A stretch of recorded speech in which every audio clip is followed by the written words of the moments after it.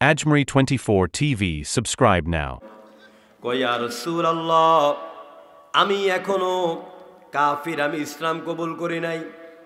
আমাদের জাহিলি সমাজের মধ্যে এমন অবস্থা ছিল, কন্যা সন্তান জন্মালে পরে এরা নিজেদেরকে অপমান বোধ মনে করত। হুজুর, ঠিক একই ঘটনা আমার জীবনও ঘটল। আমার একটা কন্যা হলো, স্ত্রী আমাকে মিথ্যা কথা বলেছে। আমি ছিলাম ব্যবসার কাজে সিরিয়ার মধ্যে, স্ত্রী আমাকে মিথ্যা কথা বলেছে, আমাদের মেয়ে হয়েছিল, মরে গেছে, আসলে মরে নাই।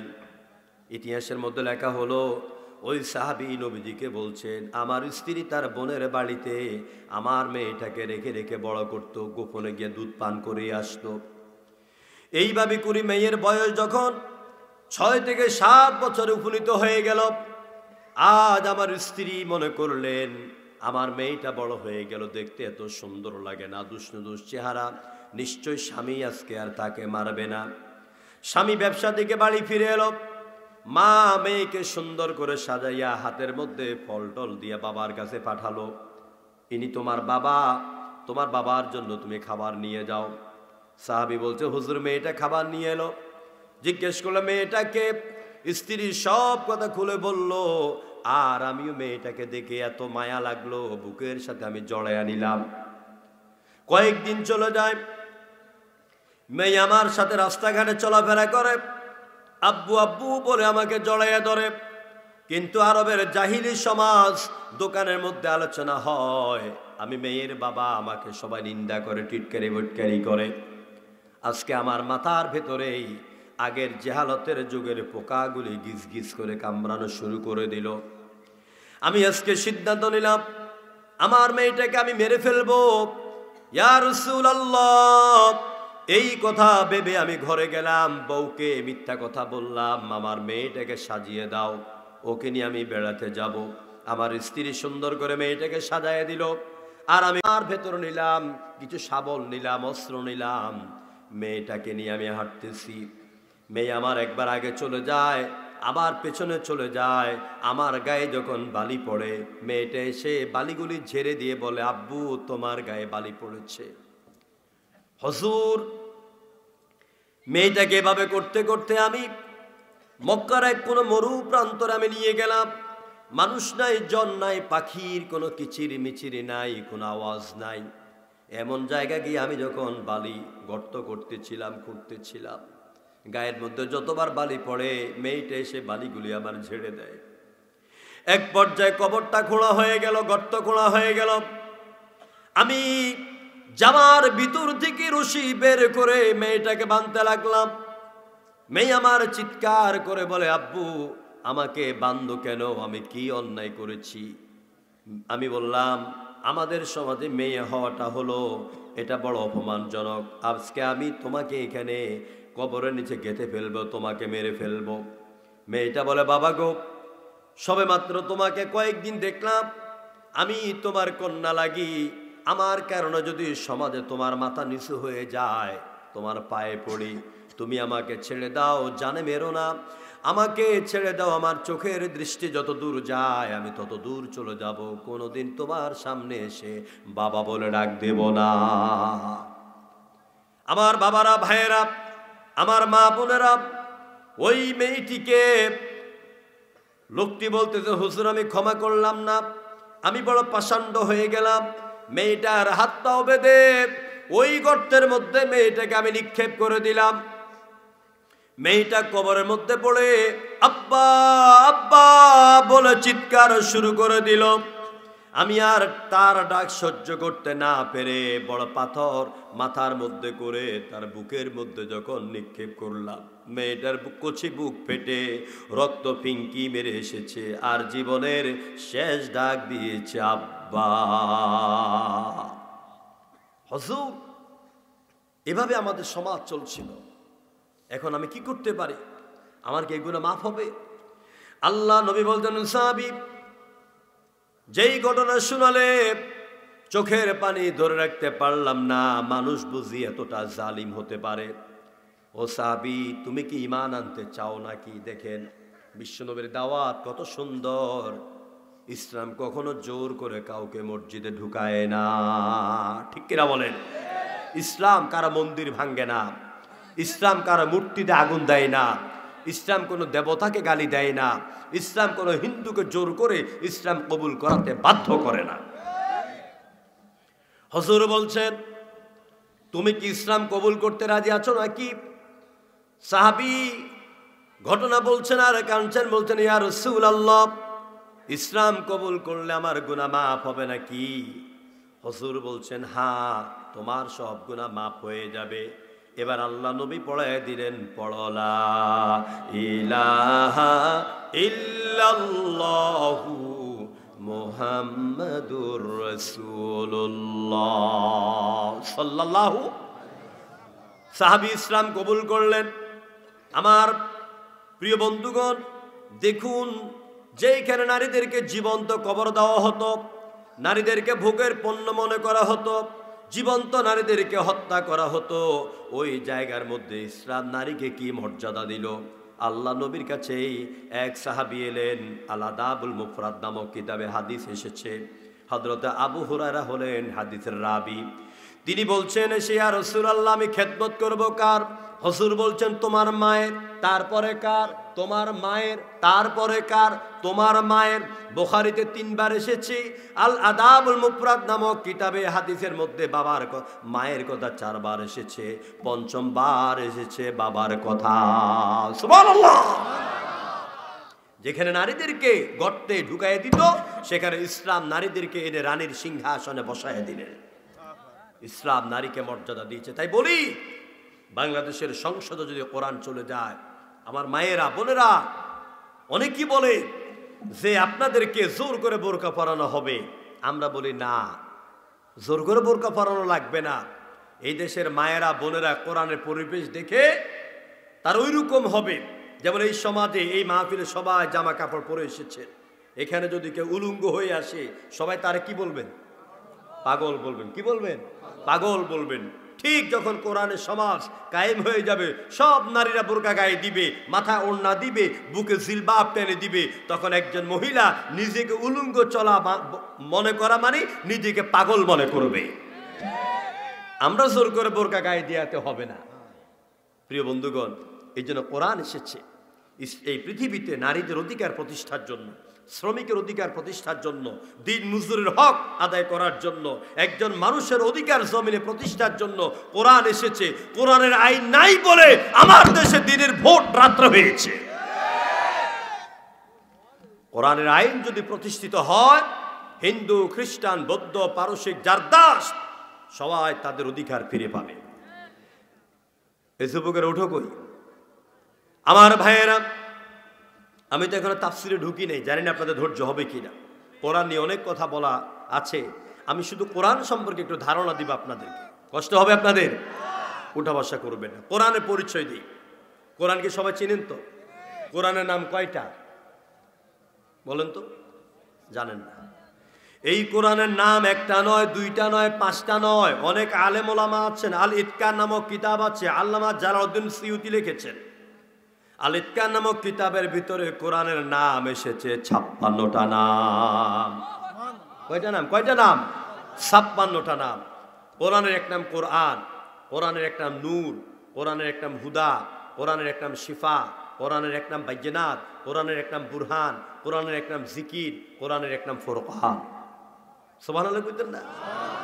কোরআন ছাড়া পৃথিবীতে কত কিতাব আছে!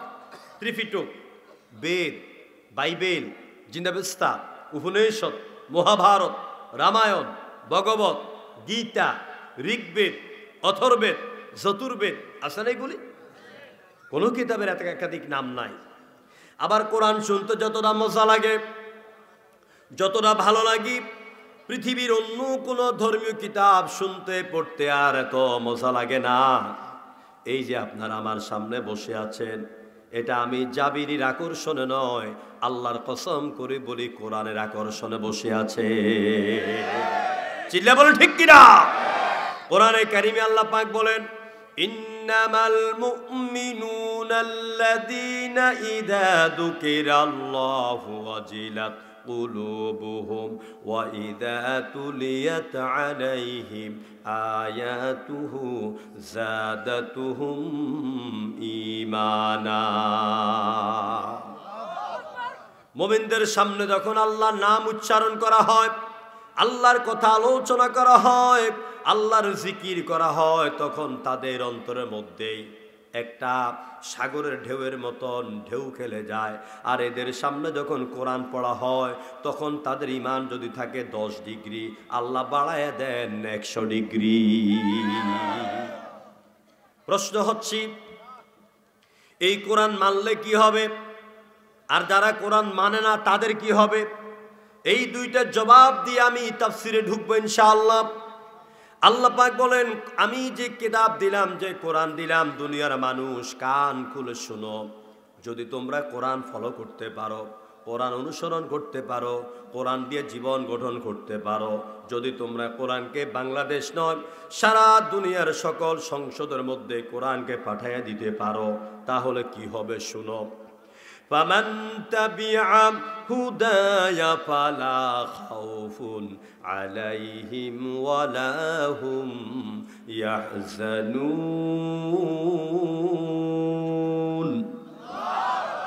যেই ব্যক্তি আল্লাহর কোরআনের ইত্তেবা করবে, কোরআনকে অনুসরণ করবে, ব্যক্তি জীবনে, পারিবারিক জীবনে, সামাজিক জীবনে, রাষ্ট্রীয় জীবনে, অর্থনীতি, সমাজনীতি, রাজনীতি, যুদ্ধনীতি, বন্ধুনীতি, স্বরাষ্ট্রনীতি, শিক্ষানীতি, বিবাহ নীতি, সব নীতিতে যদি কোরআনকে ঢুকাইয়া দিতে পারে, আমার আল্লাহ ওয়াদা দিলেন এদের জন্য দুনিয়ার মধ্যে কোনো ভয় থাকবে না, আর পরকালের জমিনে কলিজার ভিতর জাহান্নামের আগুনের কোনো চিন্তাও থাকবে না।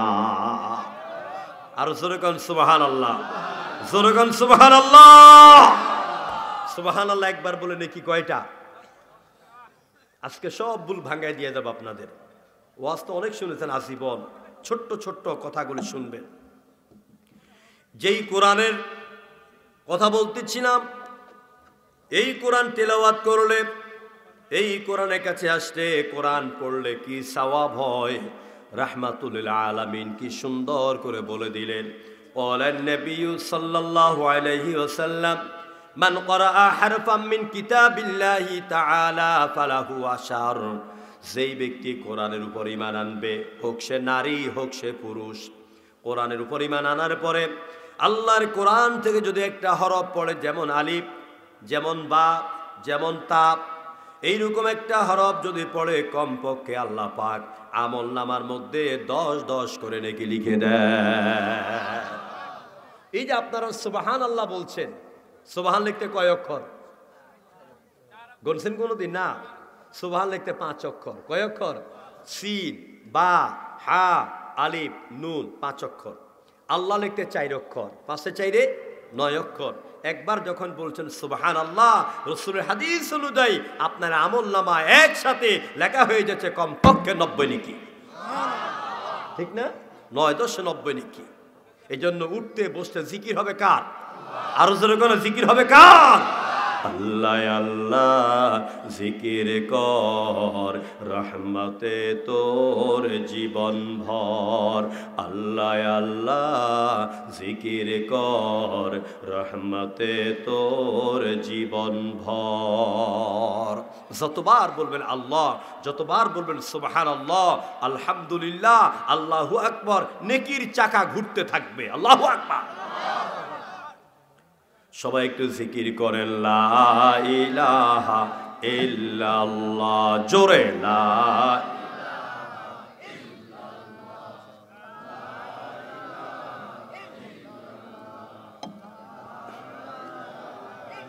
নেই কেহু নেই আল্লাহ ছাড়া, লা ইলাহা ইল্লাল্লাহ।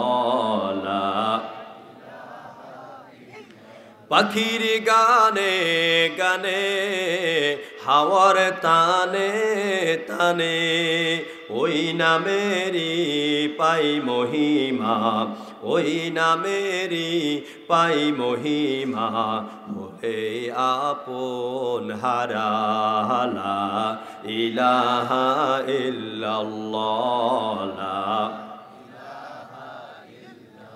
নদীর কল কলে ঢেউয়ের ছল ছলে, জোরে করে আল্লাহু আকবার।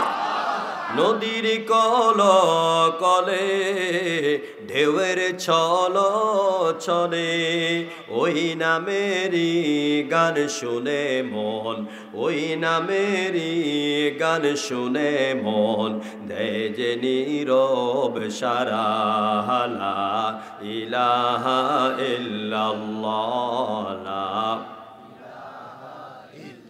লা ইলাহা ইল্লাল্লাহু মুহাম্মাদুর রাসূলুল্লাহ। জোরে পড়েন সাল্লাল্লাহু। আমার ভাইয়েরা, তাহলে কি বুঝাইলাম আর কি বুঝলেন?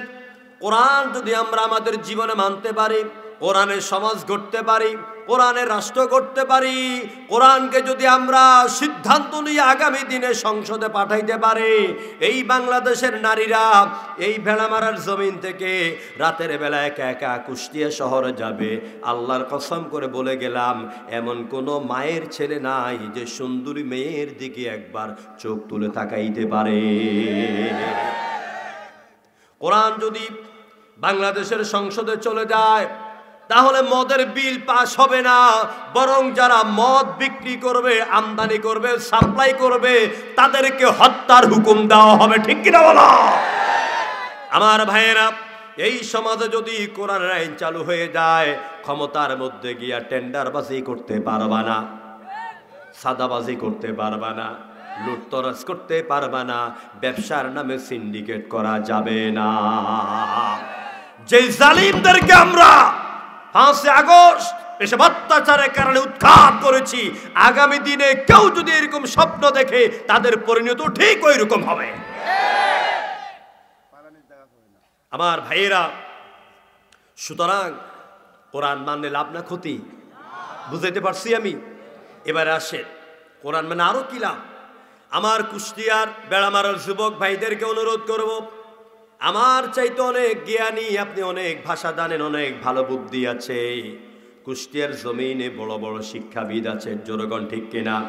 কুষ্টিয়ার বেড়ামারার জমিনে বড় বড় রাজনীতিবিদ আছে, কেউ কোরআনের পক্ষে ছিলেন, কেউ কোরআনের বিপক্ষে। এখন আসুন, কোরআনের কাছে আসলে পরে কি লাভ? আমরা আল্লাহকে প্রশ্ন করব, রব্বুল আলামিন, আমরা তোমার কাছে এই ধরমপুর গুরুস্থান কর্তৃক আয়োজিত মাহফিলে বসে প্রশ্ন করছি, বলে দাও কোরআন তুমি কেন দিয়েছ? আল্লাহ রাব্বুল আলামিন এই প্রশ্নের জবাব আজকে নয়, 1500 বছর আগে দিয়ে দিলেন। কোন সুবহানাল্লাহ। আল্লাহ পাক বলেছেন, আলিফ লাম রা কিতাবুন আনজালনাহু ইলাইকা লিতুখরিজান নাসা মিনাজ-যুলুমাতি ইলান-নূর। কোরআনে কারীমের 13তম পারা, সূরা ইব্রাহিম, 1 নম্বর আয়াত। আল্লাহ বলছেন আলিফ লাম রা হারফে মুকাত্তাআত। কোরআনে 14টি সূরার শুরুতে এরকম 29 রকম বিচ্ছিন্ন অক্ষর আছে। এগুলির অর্থ একমাত্র ভালো কে জানেন? এরপরে আল্লাহ পাক বলেন, কিতাবুন আনজালনাহু ইলাইক, ও নবী, এই কিতাব, এই কোরআন আমি আপনার কাছে দিলাম এই জন্য, যাতে করে কোরআন ভিত্তিক শিক্ষা সিলেবাস তৈরি করে সমাজের মানুষগুলিকে সব অন্ধকার থেকে আলোর দিকে আনতে পারে। কোরআন ভিত্তিক শিক্ষা ব্যবস্থা লাগবে, সিলেবাস লাগবে।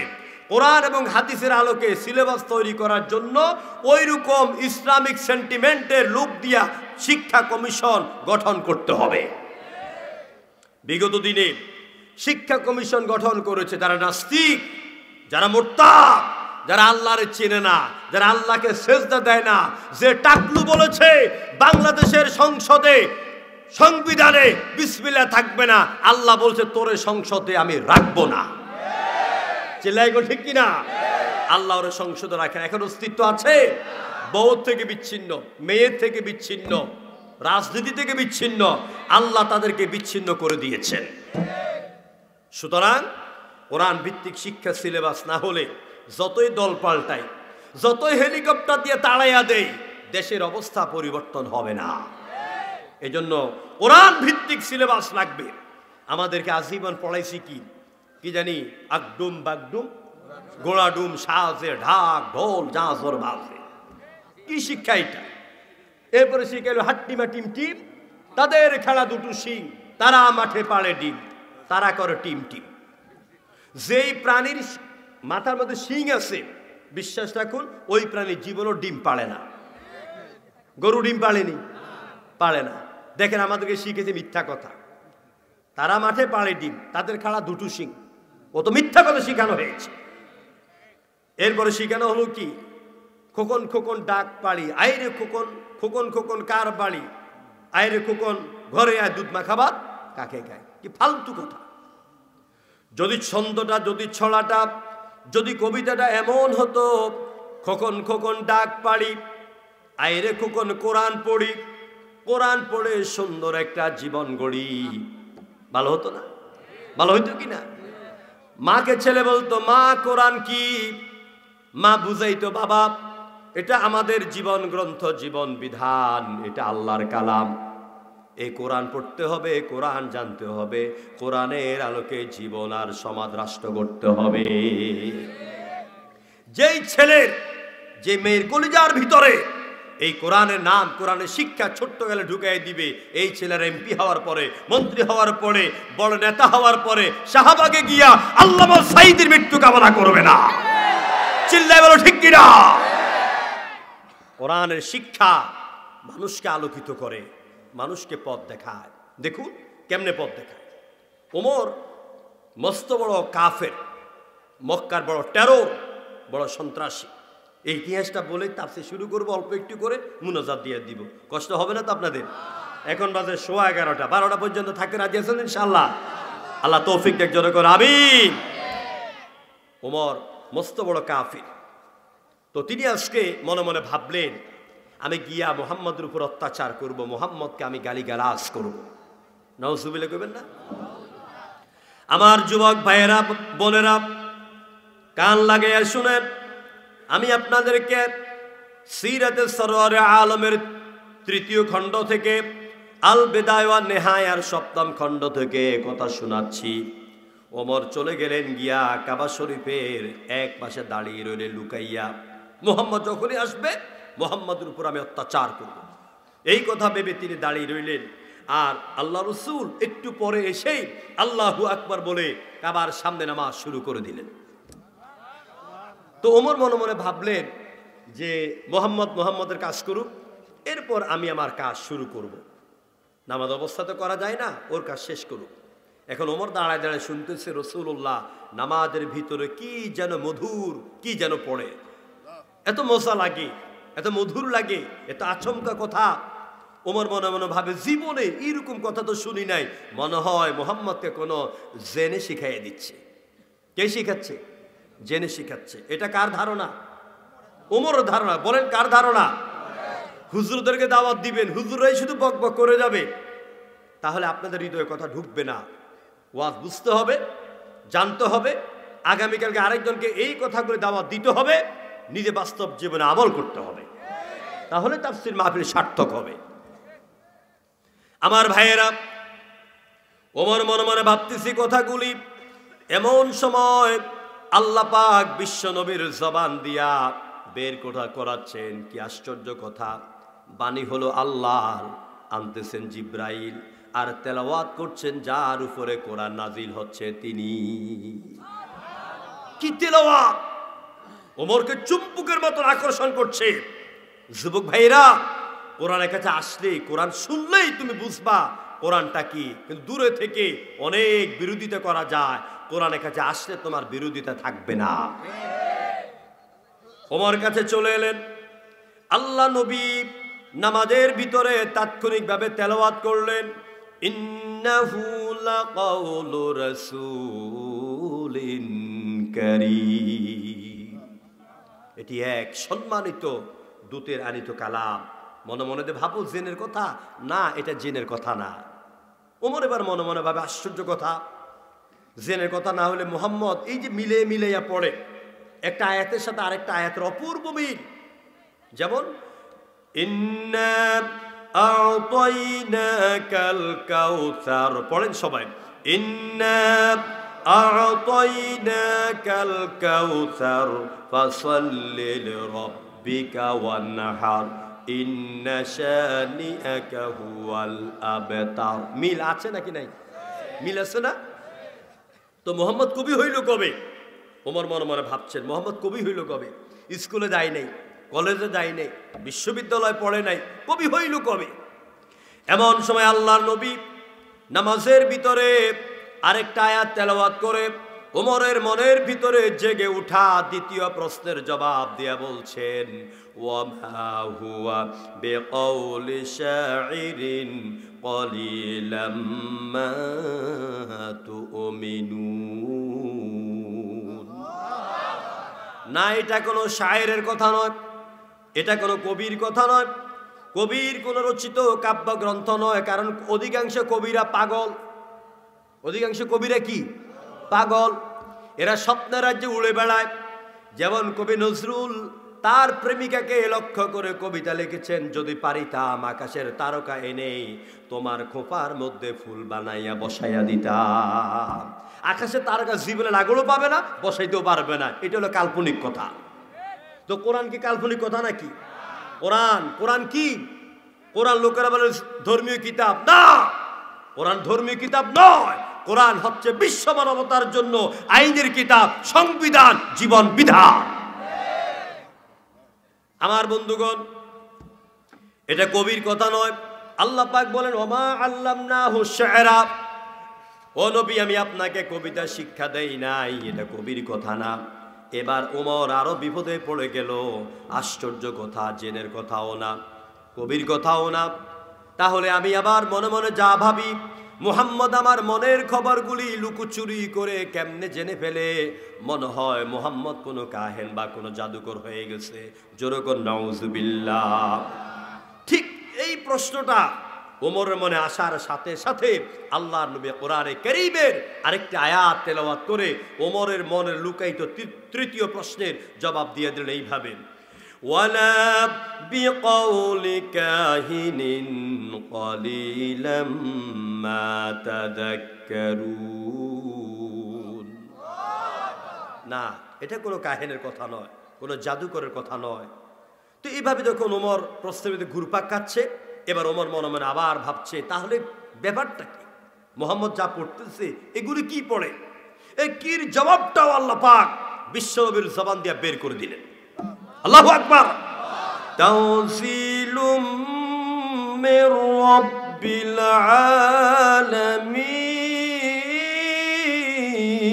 আলামিন। এটা হচ্ছে যিনি আকাশের রব, ওটা পৃথিবীর পালনকর্তা, ওই আল্লাহ নাজিল করা কোরআন। চিল্লায় বলে আল্লাহু আকবার। এটার মতো শ্রেষ্ঠ কিতাব দুনিয়া তার একটাও। এটা বিরোধিতা যারা করো, এটা বিরোধিতা যারা করো, এটার পক্ষে যারা কথা বলে, এদেরকে ধরে ধরে যারা ফাঁসি দিয়েছ, কারাগারে দিয়েছ, তাদের ব্যাপারে আল্লাহ পাক দুইটা গজবের সিদ্ধান্ত দিয়ে দিয়েছেন ১৫০০ বছর আগে। যারা কোরআন থেকে মুখ ঘুরায়, কোরআনে আলেমদের সাথে বেয়াদবি করে, কোরআনে নক্ষত্র তাফসীর জগতের সম্রাট আল্লামা সাঈদী ১৩টা বছর কারাগারে রাখলে, ভারতের নির্দেশে ইনজেকশন ফুস করে আল্লামা সাঈদীকে হত্যা করেছ, বাংলার জমিনে তোমাদের তিলে তিলে বিচার হবে। রাজি আছেন কিনা আপনারা? দুহাত তুলে আল্লাহকে দেখান।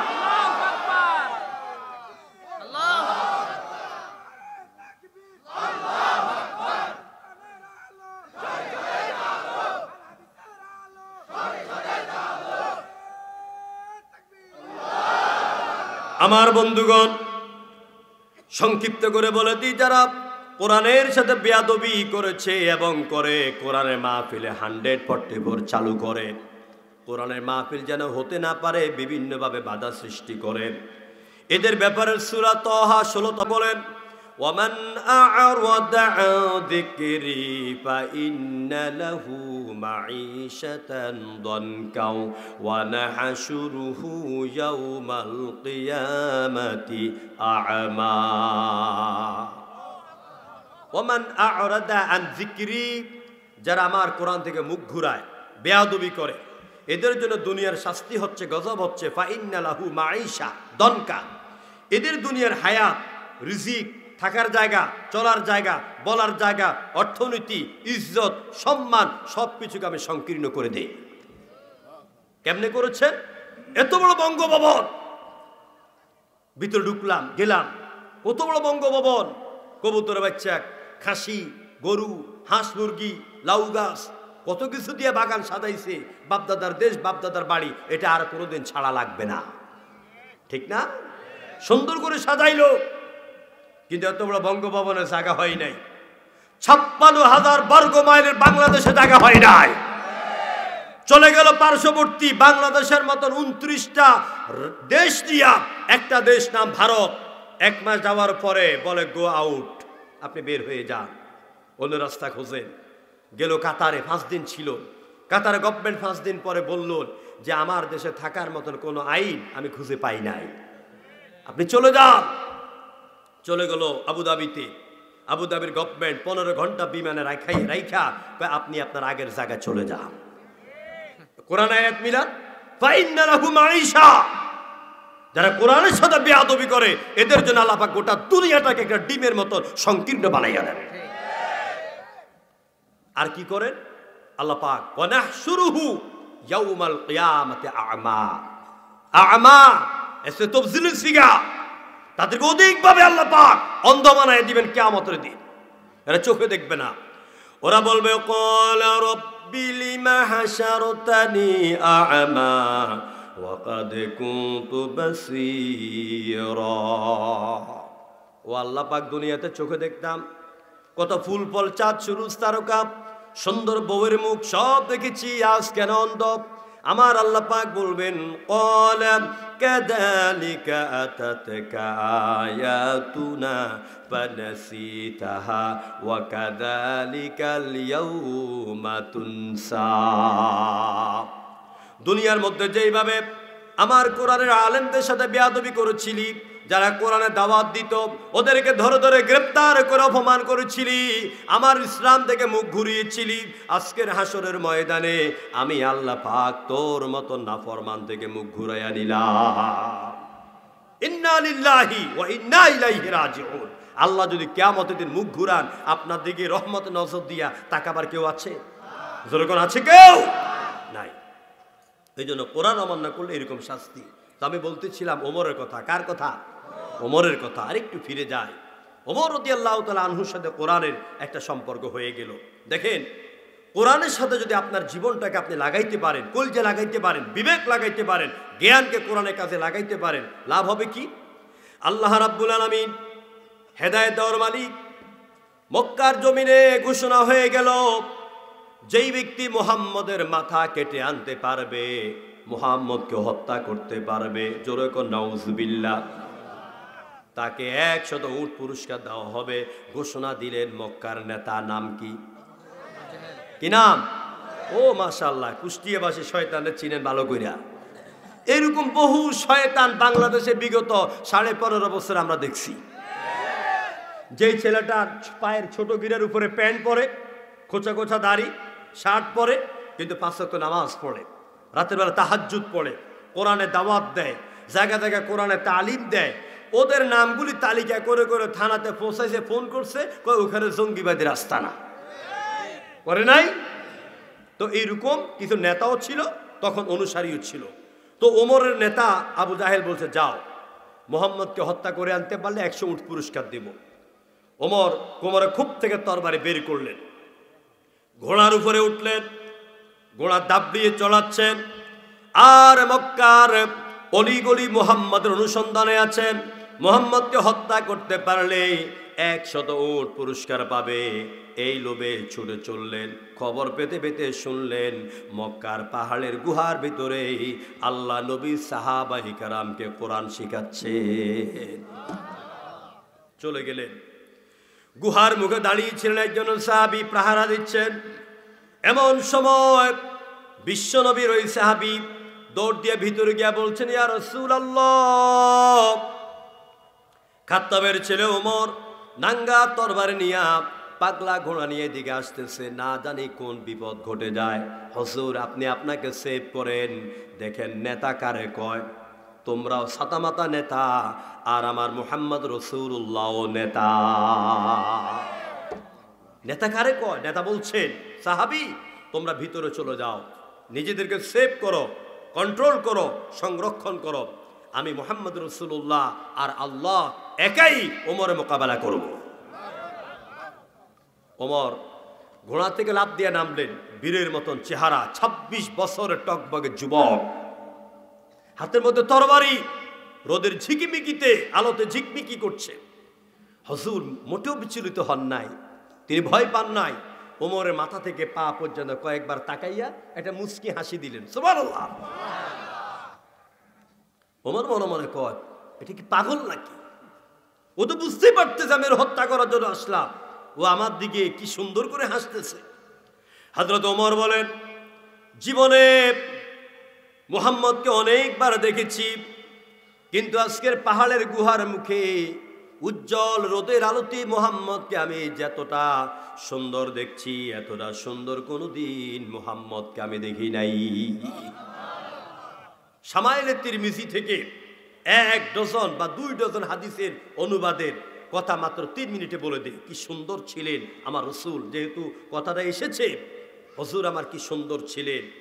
হুজুরের চুলগুলো ছিল যখন বাবরি চুল, লম্বা আকারে, তেমন বাঁকাও না তেমন সোজাও না, এমনি একটু পানিতে ভিজাইয়া মাথাতে চুলগুলি সিটি দিলেই হুজুরের চুলগুলি আপনার বাদশার ছেলের মতন, রাজপুত্রের মতন কানের লতিয়ার ঘাড় দিয়ে বেয়ে বেয়ে পড়তো, সুবহানাল্লাহ। হুজুরের কপালটা ছিল চৌড়া, চোখের ভ্রুগুলি ছিল যেন কেউ নিজের হাতে হুজুরের চোখের ভ্রুগুলিকে আপনার ভ্রু প্লাক করে দিয়েছে। আমার দেশের বোনেরা ভ্রু প্লাক করে না, কথা কয় না, ভ্রু প্লাক করে কি না? আমি এটা জানতাম না ভ্রু প্লাক কারে কর। তো বিয়ে করার পরে একদিন বউরে কই, বউ কসে তুমি ভ্রু প্লাক কারে কর? ও মা আমি তো জীবনে আমিও করি নাই, কারণ আমার শ্বশুর হচ্ছে একটা মুসলিম পরিবার, অত্যন্ত খুব ধার্মিক ফ্যামিলি। তো আমি তো এটা জানি না। আমি কাছে ঠিক আছে, তুমি কারো থেকে জানি এটা না আমারে কইও। তো পরে সে আমাকে ২-৩ মাস পরে বললো যে পার্লারে যায়, গেলে পরে বেলেনের আগা সুই টুই দিয়া কি মেডিসিন দিয়া চতুর্দিকের যে চুলগুলি উঠে থাকে ওইগুলিকে উঠা ব্রুগুলিকে একটা সুন্দর লাভ চিহ্নের মতন করে সাজিয়ে নেওয়া, এটারে ব্রু প্লাক বলা হয়। প্রিয় ভাইরা, এ ব্রু প্লাক করা হারাম। এ ব্রু প্লাক করা কি? জনগণ কি? এটা হারাম। আল্লামা ইউসুফ আল কারজাবির লিখিত ইসলামের সৌন্দর্য, ইসলামের বিধান বিরাট একটা কিতাব আছে, সব সমস্যার সমাধান আছে ওখানে। আল্লাহ নবীর চোখের ব্রুগুলি আমার আল্লাহ পাক যেন নিজে ব্রু প্লাক করে দিলেন। হুজুরের চোখের মধ্যমণি এত কালো, এত সুন্দর, যেন কোকিলের গায়ের কালো রঙকে হার মানিয়ে যায়, মেঘনা নদীর ছল ছল পানিগুলিকে যেন হার মেনে যায়। হুজুরের নাকটা ছিল লম্বা, হুজুরের 2টা ঠোঁট ছিল গোলাপ ফুলের পাপড়ির মতন গোলাপি রঙের। আল্লাহ নবী তিনি যখন মুস্কি হাসি দিতেন, 2টা গোলাপের পাপড়ির মতন ঠোঁট 2 দিকে চলে যেত, আর মনে হতো যেন কালো মেঘের ভিতর দিয়া বিদ্যুৎ চমকাইয়া গেছে। চাঁদের চেয়েও সুন্দর আমার প্রিয় নবীজির মুছে কি হাসি, নবীর শরীরের ঘামের ঘ্রাণে হার মানিত গোলাপে বেলি। সুবহানাল্লাহ। হযরত ওমর বলছেন, মুহাম্মদকে জীবনে অনেকবার দেখলাম, ওই দিন আমি মুহাম্মদের দিকে কয়েকবার তাকাইলাম। আর আল্লাহ নবী আমাকে যখন প্রশ্ন করেছে, ওমর কেন এসেছো, এই প্রশ্নের জবাব দেওয়া তো দূরের কথা, আমার 2টা হাঁটু থরথর করে কাঁপা শুরু করলো, আর 2টা হাত কাঁপতে কাঁপতে জমিনের মধ্যে তরবারে ছিটকে পড়ে যায়। নিজেকে সামলায় নিলাম, নিয়া বলছে, হে রাসূল, আসলে আমি এসেছিলাম নেতার কথায় আপনাকে হত্যা করার জন্য, কিন্তু আপনার চেহারার দিকে যতই তাকাই আমার কলিজার মধ্যে কেমন একটা চিপ মেরে যায়। হুজুর আপনি আমাকে আলোর পথ দেখান। ওই যে আয়াত মিলান সূরা ইব্রাহিমের, লিতুখরিজান নাসা মিনাজ যুলুমাতি ইলান নূর, কোরআনের কাছে আসতে পরে কোরআন আপনাকে অন্ধকার থেকে কেমনে আলোর দিকে বের করে। আমার বাবারা, ভাইয়েরা, যুবক ভাইয়েরা, আল্লাহ নবী আনন্দে উদ্বেলিত হয়ে গেলেন, বলছে ওমর আসলে ইসলাম কবুল করবে নাকি? কয় জি হুজুর, আল্লাহ নবী বলছেন আর দেরি নয়, পড়ে নাও লা ইলাহা।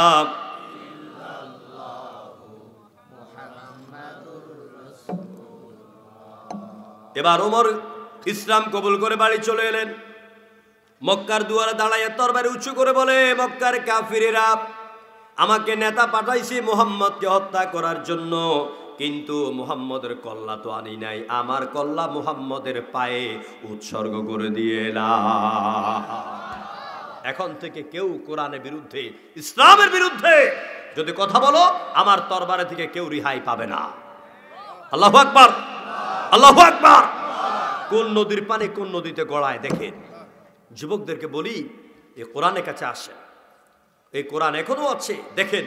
এরপর ওমর চলে গেল আবু জাহেলের বাড়িতে, দরজা নক করলো, ভেতর থেকে আওয়াজ এলো, কে? আমি খাত্তাবের ছেলে ওমর, দরজা খোলো। নেতা তো মনে করছে মোহাম্মদের কল্লা টল্লা নিয়ে আমার বাড়িতে হাজির, পথের কাঁটা সরে গেছে। দরজা খুলে দেখে আগের মতন একখানা তরবারি। ওমর, খবর কি? স্যার, মহামান্য নেতা, খবর উল্টা। কি খবর? উল্টা। আর বেটা খুলে পাঠাইছেন মোহাম্মদের কল্লা আনার জন্য, কিন্তু আমার পরম সৌভাগ্য, আমি মোহাম্মদের উপর, আল্লাহর উপর ঈমান এনে আমার কল্লাটা ইসলামের জন্য আজীবন উৎসর্গ হোক, মোহাম্মদের পায়ে দিয়ে আসলাম। প্রিয় ভাইরা, কোরআন নিয়ে কথা শেষ। 1 ঘন্টা কথা বললাম কোরআন নিয়ে। এই জমিন, এই বাংলাদেশের প্রেক্ষাপট আমরা পরিবর্তন করতে চাই। সবাই বলে না, চান কিনা? এই সমাজ থেকে চুরি বন্ধ হোক, চান কিনা? ডাকাতি বন্ধ হোক, চান কিনা? জেনা ব্যভিচার বন্ধ হোক, চান কিনা? বিচারের মধ্যে বৈষম্য হোক, চান কিনা? বৈষম্য দূর হোক, চান কিনা? ব্যবসার মধ্যে সিন্ডিকেট বন্ধ হোক, চান কিনা? এই দেশের নারী পুরুষের সম্মান, শ্রমিকের অধিকার প্রতিষ্ঠিত হোক, সবাই চান কিনা? তাহলে কোরআনকে সংসদে পাঠাইতে হবে। কোথায় পাঠাইতে হবে? সংসদে পাঠাবে। কোরআন কি এমনি চলে যাবে?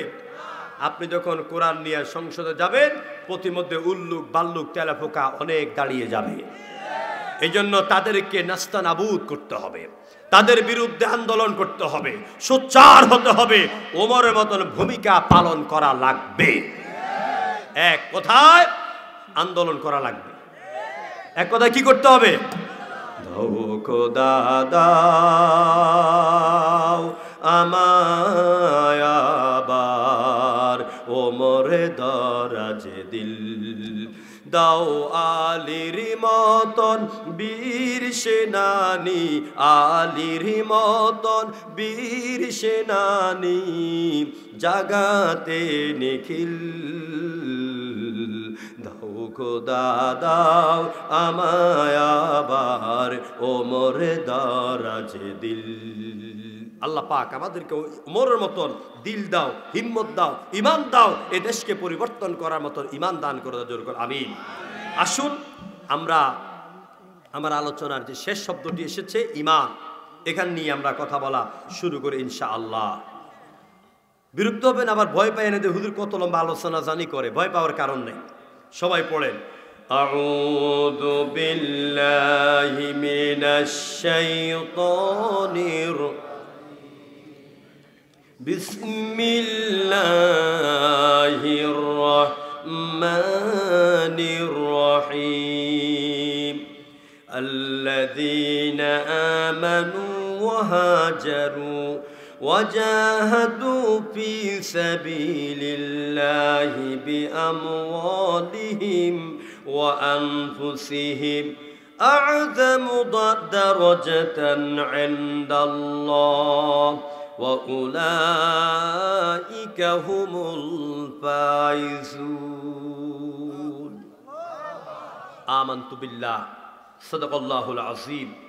قرآن الكريم 30তম পারার, এটি 10 নম্বর পারা, 114টির মধ্যে এটি 9 নম্বর সূরা, সূরাতুত তাওবা। বলেন কি নাম? সূরাতুত তাওবা। আয়াত হচ্ছে 20 নম্বর আয়াত। আল্লাহ পাক এই আয়াতের ইরশাদ করছেন, আল্লাযীনা আমানু, যারা ঈমান এনেছে, ওয়া হাজারু, হিজরত করেছে, ওয়াজাহাদু ফি সাবিলিল্লাহ, আল্লাহর পথে জিহাদ করেছে, সংগ্রাম করেছে, লড়াই করেছে। কি দিয়া? বি আমওয়ালিহিম ওয়া আনফুসিহিম, তাদের মাল এবং তাদের জান দিয়া। আল্লাহ বলছেন যারা এই কাজগুলি করলো তাদের পুরস্কারটা কি শুনো। আ'যামু দারাজাতান ইনদাল্লাহ, আল্লাহর নিকট তাদের জন্য রয়েছে মহা পুরস্কার। কোন আল্লাহু আকবার। ওয়া উলাইকা হুমুল ফাইজুন, আর তারাই হচ্ছে সফলকামী। আলহামদুলিল্লাহ। মানুষের জীবন সফলতা আছে, ব্যর্থতা আছে। পরকালে সফল ব্যক্তি আছে, ব্যর্থ ব্যক্তি আছে। পরকালের জীবনও সফল জীবন আছে, ব্যর্থ জীবন আছে। সফল জীবন কাদের? যারা আল্লাহর উপর ঈমান এনেছে, যারা আল্লাহর উপরে ঈমান এনেছে। দেখুন সূরা আল মুমিনুন 18তম পারা 1ম নম্বর আয়াত আল্লাহ বলছেন, قد أفلح المؤمنون قد أفلح المؤمنون, নিশ্চয় তারাই সফলতার ধার প্রান্তে পৌঁছে গেল যারা আল্লাহর উপর ঈমান এনেছে, যারা মুমিন হয়েছে। প্রিয় ভাইরা, আমি এই আয়াতের তাফসীর যদি এখানে অনেকগুলি বিষয় ধারাবাহিকভাবে দর্শন দিয়ে, বিজ্ঞান দিয়ে, ভূগোল দিয়ে, ইতিহাস দিয়ে, কোরআন হাদিস দিয়ে বয়ান করতে যাই, অন্তত 3 দিন যদি একাধারে এই আয়াতের উপরে কথা বলি তাহলে আপনাদের তৃষ্ণা মিটবে ইনশাআল্লাহ। কোরআনের তাফসীর শুরু করা যায়, শেষ করা যায় না। এটা আমার কথা না, আল্লাহর কথা। قُلْ لَوْ كَانَ الْبَحْرُ مِدَادًا لِكَلِمَاتِ رَبِّي لَنَفِدَ الْبَحْرُ قَبْلَ أَنْ تَنْفَدَ كَلِمَاتُ رَبِّي وَلَوْ جِئْنَا بِمِثْلِهِ مَدَدًا।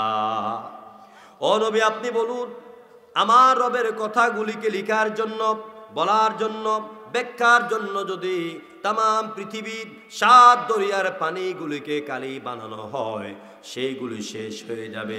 আবার যদি 7 দরিয়ার পানি কালি বানানো হয় তাও শেষ হবে, কিন্তু আল্লাহর কালামের ব্যাখ্যা লিখে আর বলে শেষ করা যাবে না।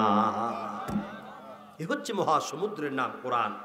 তো আল্লাহ বলছেন আল্লাযীনা আমানু, যারা ঈমান এনেছে আল্লাহর উপরে। আমরা ঈমান আনছি কার উপরে? বলে আল্লাহর উপরে। ঈমান অর্থ কি? আর কি আমার ভাইয়েরা, ঈমান শব্দের অর্থ হলো বিশ্বাস করা। ঈমানের আরেক আরবিতে অর্থ হলো ইনকিয়াদ, মানে আনুগত্য করা। ইনকিয়াদ আবার 2 প্রকার, ইনকিয়াদে যাহিরি, ইনকিয়াদে বাতিনি। প্রকাশ্য আনুগত্য, গোপনীয় আনুগত্য।